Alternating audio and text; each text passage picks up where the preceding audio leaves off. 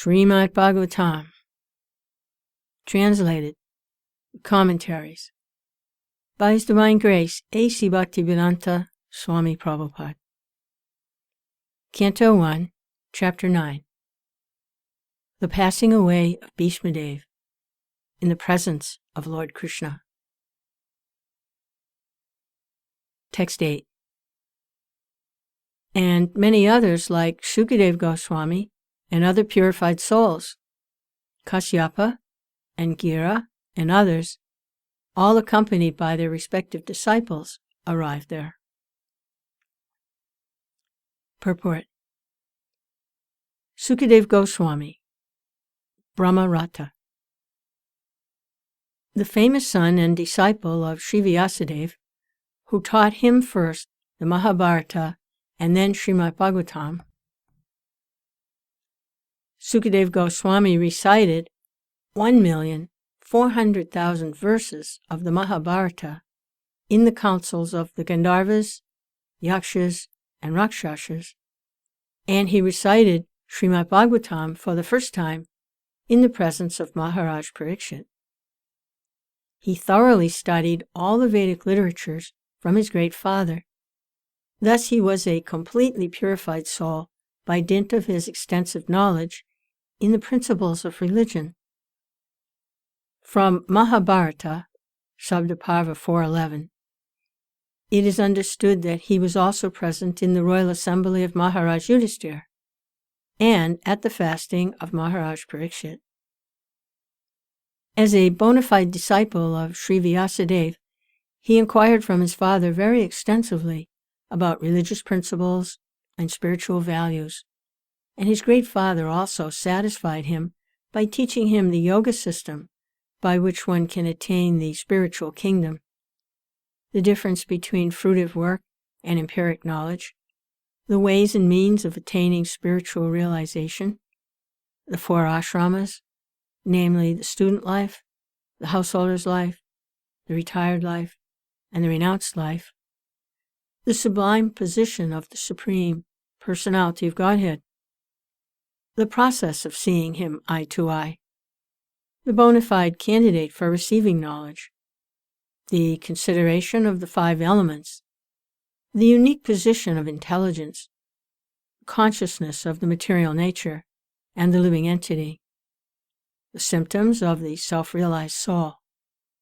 the working principles of the material body, the symptoms of the influential modes of nature, the tree of perpetual desire and psychic activities.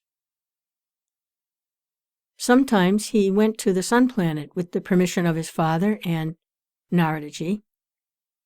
Descriptions of his travel in space are given in the Shanti Parva of the Mahabharata, 332. At last he attained the transcendental realm. He is known by different names like Araneya, Arunasutta, Vyasaki, Vyasamataja, etc. Kasyapa. One of the Prajapatis, the son of Marichi, and one of the sons-in-laws of Prajapati Daksha. He is the father of the gigantic bird Garuda, who was given elephants and tortoises as eatables. He married 13 daughters of Prajapati Daksha, and their names are Aditi, Diti, Denu, Kela, Danayu, Singika, Kroda, Prada, Vishva, Vinata, Kapila, Muni, and Kadru. He begot many children, both demigods and demons, by those wives.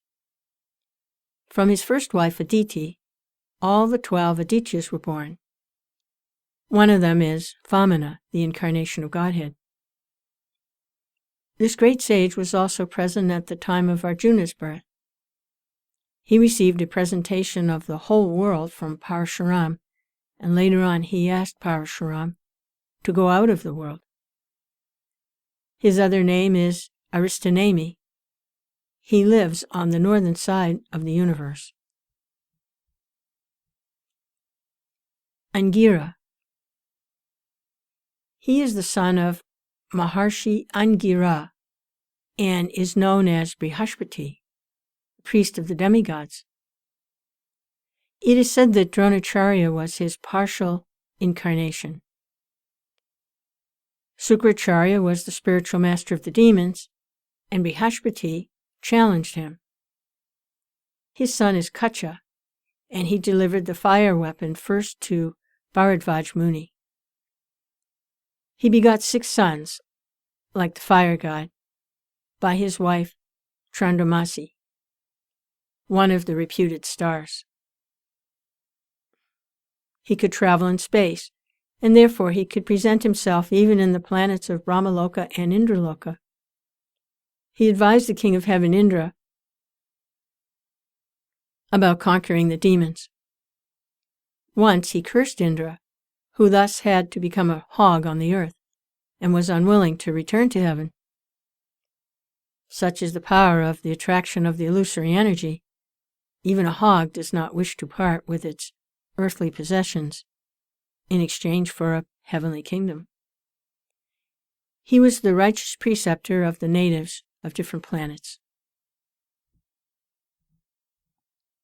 Text 9. Bhīṣmadeva, who was the best amongst the 8 Vasus, received and welcomed all the great and powerful rishis who were assembled there, for he knew perfectly all the religious principles according to time and place. Purport. Expert religionists know perfectly well how to adjust religious principles in terms of time and place. All the great acharyas, or religious preachers, or reformers of the world, executed their mission by adjustment of religious principles in terms of time and place.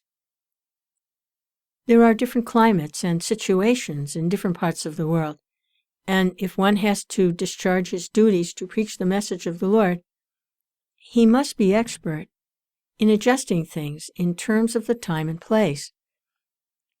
Bhīṣmadeva was one of the 12 great authorities of preaching this cult of devotional service, and therefore he could receive and welcome all the powerful sages from all parts of the universe assembled there at his deathbed. He was certainly unable at that time to welcome and receive them physically, because he was neither at home nor in a normal, healthy condition. But he was quite fit by the activities of his sound mind, and therefore he could utter sweet words with hearty expressions, and all of them were well received. One can perform one's duty by physical work, by mind, and by words. And he knew well how to utilize them in the proper place, and therefore there was no difficulty for him to receive them, although physically unfit. Text 10. Lord Krishna is situated in everyone's heart, yet he manifests his transcendental form by his internal potency. This very Lord was sitting before Bhīṣmadeva, and since he knew of his glories, he worshipped him duly. Purport. The Lord's omnipotency is displayed by his simultaneous presence in every place. He is present always in his eternal abode of Goloka Vrindavan, and still he is present in everyone's heart, and even within every invisible atom. When he manifests his eternal transcendental form in the material world, he does so by his internal potency. The external potency, or the material energy, has nothing to do with his eternal form. All these truths were known to Bhīṣmadeva, and he worshipped him accordingly. Text 11. The sons of Maharaj Pandu were sitting silently nearby, overtaken with affection for their dying grandfather. Seeing this, Bhīṣmadeva congratulated them with feeling. There were tears of ecstasy in his eyes, for he was overwhelmed by love and affection. Purport. When Maharaj Pandu died, his sons were all small children, and naturally they were brought up under the affection of elderly members of the royal family, specifically by Bhīṣmadeva. Later on, when the Pandavas were grown up, they were cheated by cunning Duryodhana and company, and Bhīṣmadeva, although he knew that the Pandavas were innocent and were unnecessarily put into trouble, could not take the side of the Pandavas for political reasons. At the last stage of his life, when Bhīṣmadeva saw his most exalted grandsons, headed by Maharaj Yudhisthira, sitting very gently at his side, the great warrior grandfather could not check his loving tears, which were automatically flowing from his eyes. He remembered the great tribulations suffered by his most pious grandsons. Certainly, he was the most satisfied man because of Yudhisthira's being enthroned in place of Duryodhana, and thus he began to congratulate them. Text 12. Bhīṣmadeva said, "Oh, what terrible sufferings and what terrible injustices you good souls suffer for being the sons of religion personified. You did not deserve to remain alive under those tribulations, yet you are protected by the Brahmins, God, and religion." Purport. Maharaj Yudhisthira was disturbed due to the great massacre in the battle of Śrī Kṛṣṇa. Bhīṣmadeva could understand this, and therefore he spoke first of the terrible sufferings of Maharaj Yudhisthira. He was put into difficulty by injustice only, and the battle of Śrī Kṛṣṇa was fought just to counteract this injustice. Therefore, he should not regret the great massacre. He wanted to point out particularly that they were always protected by the Brahmins, the Lord, and religious principles. As long as they were protected by these three important items, there was no cause of disappointment.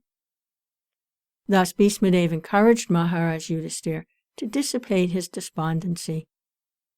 As long as a person is fully in cooperation with the wishes of the Lord, guided by the bona fide Brahmins and Vaishnavas, and strictly following religious principles, one has no cause for despondency, however trying the circumstances of life. Bhīṣmadeva, as one of the authorities in the line, wanted to impress this point upon the Pandavas. Text 13. As far as my daughter-in-law Kunti is concerned, upon the great General Pandu's death she became a widow, with many children, and therefore she suffered greatly. And when you were grown up, she suffered a great deal also, because of your actions. Purport. The sufferings of Kunti Devi are doubly lamented. She suffered greatly because of early widowhood, and to get her minor children brought up in the royal family. And when her children were grown up, she continued to suffer because of her son's actions. So her suffering continued. This means that she was destined to suffer by providence, and this one has to tolerate without being disturbed.